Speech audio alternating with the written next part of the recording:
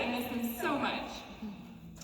My name is Redwoods, and I am a compassionate entrepreneur, partner, brand ambassador, advocate, voice for women, superhero of empowerment, hope dealer for the Trades of Hope.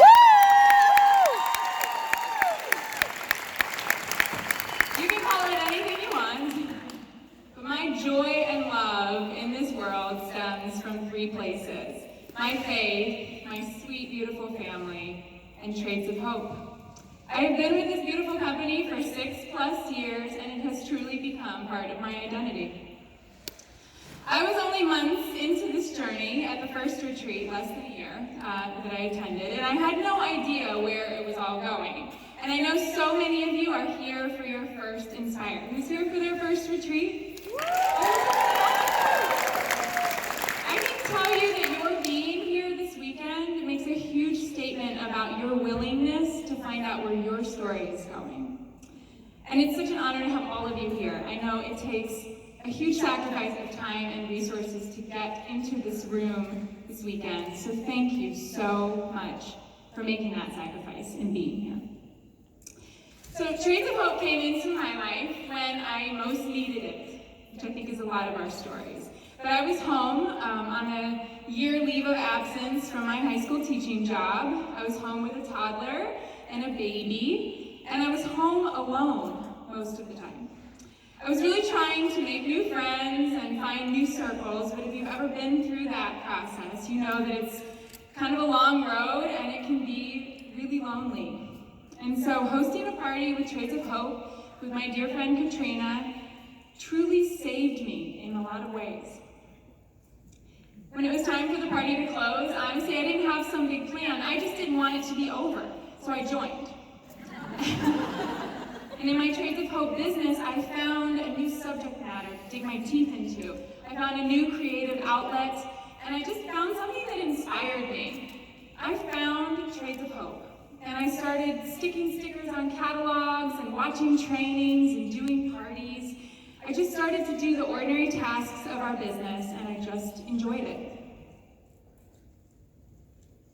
About 3 days into my joining Trades of Hope, there was a graphic, this graphic, with the quote, "Do small things with great love," posted to the Trades of Hope Facebook page. Of course, I had heard the quote before, but all of a sudden I realized how much it applied to my current life situation. A lot of my frustrations in this new stay-at-home mom life came from the slowing down and the feeling that suddenly my activities throughout my day were so small that they didn't even really matter. Bottles, diapers, laundry. This was my daily repeated trifecta, and it felt insignificant. Even though I knew logically that I was doing something that was really important, taking care of my babies and my family, I was really struggling with it feeling significant to my heart. But that graphic and that quote, one that I had seen and heard a million times before, all of a sudden seemed to be speaking directly to me and to my heart. Mother Teresa, Saint Teresa of Calcutta now, is of course attributed with this concept of doing ordinary things with extraordinary love, something that she learned from another Saint Teresa of Lisieux.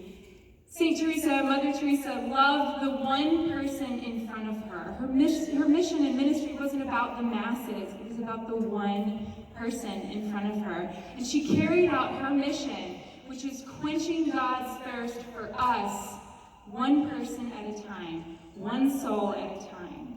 So I saw this and I thought about Mother Teresa and I was like, okay. And one diaper, bottle, dish, very small, very mundane task at a time, I started to pour in extraordinary and great love. And it changed everything. Little did I know that I was actually beginning a journey of discovering the transformational power of doing small things with great love as a path for my future team and a path for myself as a mantra and a way of life for my family. So last summer we were here and I was talking about being a love her. How many were here for that talk or have heard that talk? It was about being kind to yourself and about not judging situations and allowing love to permeate yourself self-talk in your business. We continued that conversation a lot this week. I think mindset and loving yourself and positive self-talk and retraining your brain and confidence, all of those things are always going to be part of this retreat because we always need to keep talking about them. Mother Teresa also said, if you judge people, you have no time to love them. And I think that applies to ourselves as well. It starts with us. So I hope that this year, that love her concept stuck with you. Maybe this weekend was a reminder of it, and you're going to step forward again tomorrow and start again. But I certainly have enjoyed kind of the freedom of being kind to myself. But this year, my shift in mindset was a little bit different, and that's what I want to talk to you about tonight for a couple more minutes, because it's given me so much freedom and so much joy. I want to talk about how to relax and trust, and how to find your redwoods. So my word of the year for 2019 came to me in a super profound and prophetic way. It was one of those screenshot word of the year generators on Facebook. How many of you found your word that way? Okay, one person, you're lying. I'm telling somebody else did. I mean, it probably could have come to me through like meditative prayer or like a vision or dream, but it didn't. I think it was Karen Redmond actually who posted it. It was like the first one that I saw on Facebook, and I'm like, you know what, this is how I'm going to pick my word this year. So I took my screenshot, there was my word, and it was relax. So I did go on to pray and ponder about this word, because God does communicate with us in a lot of really interesting ways. So I am very certain that He sent me the word relax, because there were plenty of areas in my life where I needed to relax, to slow down, to breathe, to be present. One of the first things I did was stop killing myself to get to the gym at 5:30 in the morning, because I actually realized I could go at 9 o'clock. And I'm like, what am I doing? That was an easy one. I was enjoying and relaxing and sleeping. I also relaxed a lot with my kids this year. My husband and I let them pick a totally different sport and for the spring, and it was wonderful. We really enjoyed like a slower, less time in the car, hectic from practice to practice kind of schedule. At Christmas time, my mom had given me a set of inspirational cards, and I sort of randomly picked out 2 of them and put them up on my bulletin board. One of them said, be gentle with yourself, and the other said, you can't please everyone. Essentially both reminders to just relax and enjoy. I also struggle with kind of relying on myself and sort of forgetting that I'm not the one that's in charge. So I've had this scripture card in front of me of Colossians 3:23 on my desk, literally for years. Whatever you do, work at it with all your heart is working for the Lord, not for men. I need a reminder of this because my work is not about me, it's about something so much bigger, and I'm not in control of it. Essentially, relax. It's not about you, and you're not in charge. So now, 7 months into 2019, I've gotten really into my word, relax, and dug deep. And I've come to realize that relaxing is not really about being lazy or even necessarily slowing down. I don't move very slow most of the time. But it's more of a cruise setting. I've learned that it's a presence to my life. It's setting down work when it's time, and picking it back up with love and joy when it's time. Relaxing is about trusting the process. Trusting that the bigger plan is so much better than any to-do list that I could come up with. It's true wisdom.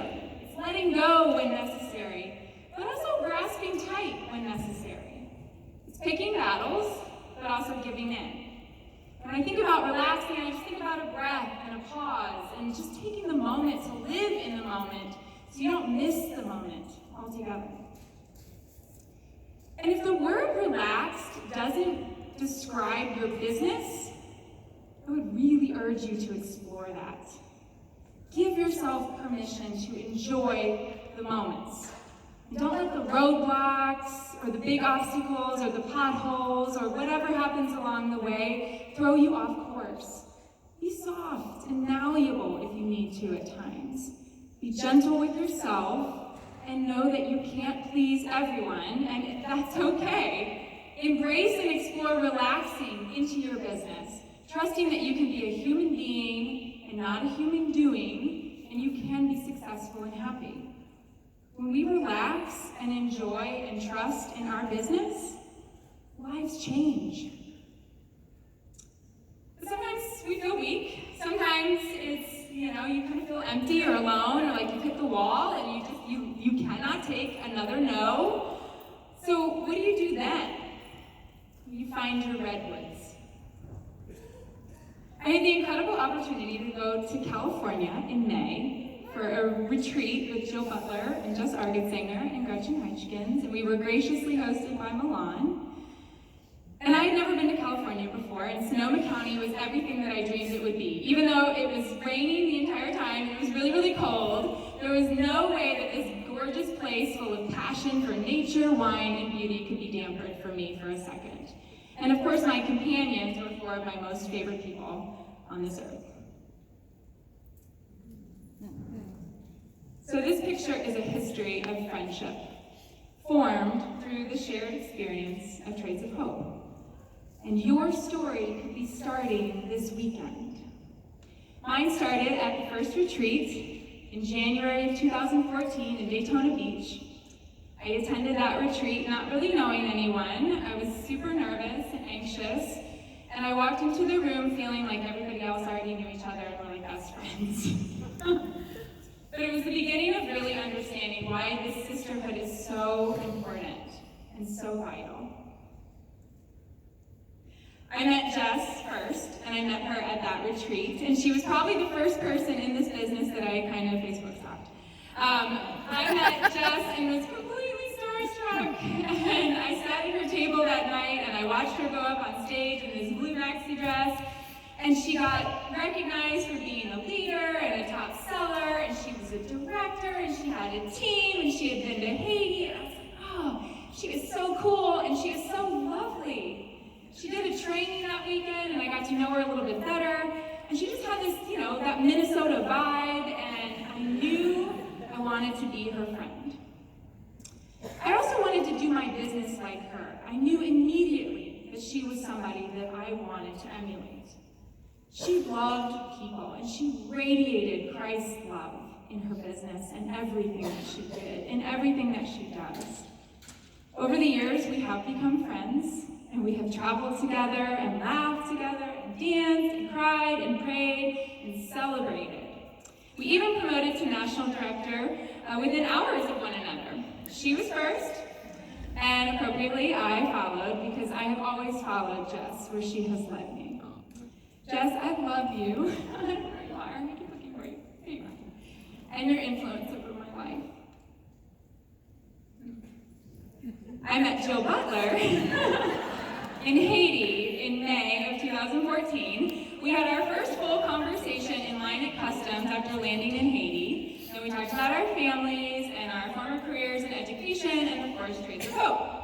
She was completely bold and blonde and beautiful and magnetic, and her energy and joy was incredible. And once again, I knew I was meeting someone who I wanted to be friends with. Someone who was pretty different from me in a lot of ways, but in her loving, fiery way, I knew I wanted her mojo influencing my life. We had an incredible time in Haiti, and we both decided that trip to do something big with Trades of Hope, to really change lives, to go home and grow a team, to sell, to share, to honor the experience that we had had in Haiti. The lives that we had witnessed being changed by rolling cereal box feeds. Jill was with me when we met Gina and Chrisali. And 5 years later, we have laughed and cried and curled our hair and talked about clothes and changed lives while having a blast. Jess makes me more grounded, loving, and whole. Jill makes me lighten up, enjoy the journey, and smile. And both of these women have absolutely made me who I am today.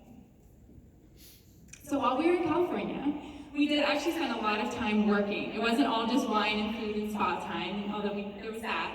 But we were really there to work. Jill and Jess and I have invested 6 years of our lives into this, and more, into this beautiful company. And each of us feel like it's part of our identity and who we are. And as 3 women traveling through this journey together, We always laugh that we couldn't be any more different, but also that we couldn't love each other more and be more grateful to have the influence of one another over our lives because of Trades of Hope. So the blessed gift of this time together for the three of us to share and bond was not lost on us. We talked a lot, we laughed, we cried, we connected, but I think a highlight for all of us that weekend was our hike in the Redwoods. Again, this was my first time in California. So it was my first time seeing a redwood forest, and it was more magical and majestic than I ever could have imagined. We hiked in the Armstrong Forest, and Milan and Gretchen kind of wandered up ahead, and so Jill and Jess and I slowly meandered through the silence and cool of the canopy. Yet again, here I was, experiencing something incredibly profound and beautiful with these two women. Of course, we were breaking a few rules and hopping over fences and signs that said, "Don't go over here," but we had to get really good pictures. But mostly, we were just walking slowly and enjoying God's beauty in the company of one another. Then we came across a really interesting tree that appeared to actually be three trees that had grown together. So we were three strong women standing in front of these three tall, strong, powerful redwoods that had merged their paths because they could no longer carry on their growth alone.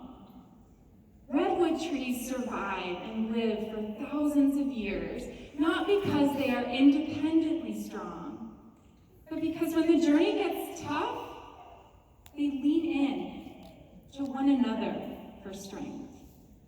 They realize that they can't do it alone, and that unity, connection, support, embracing one another in this forest is the path to survival and thriving and sustainability into the future. I have felt weak, I have been overcome with anxiety and guilt in my business, I have felt paralyzed at times, but I have never felt alone, because I always knew that I could lean into Jess and Jill for strength when I needed it. And I could name 100 others who I know would be there for me if I need them. I have redwoods all around me. Look around. We are a redwood forest. We are never alone. And when we feel weak or tired or anxious or like we're failing or all of those things that happen, everything is right here for you to lean into, to trust, to love, and to support us. Find your redwoods. The sister next to you, silently, right now in your heart, give her permission to breathe and relax and trust and know, right now in this moment, that she's doing the same for you. And when we relax and trust and enjoy our businesses, lives change. Sisters, my fondest hope is that you can relax into a space of trust and joy in your business, and that you lean into one another like a redwood forest that thrives and survives and sustains by relying on one another. Mother Teresa said, "I can do things you cannot. You can do things I cannot.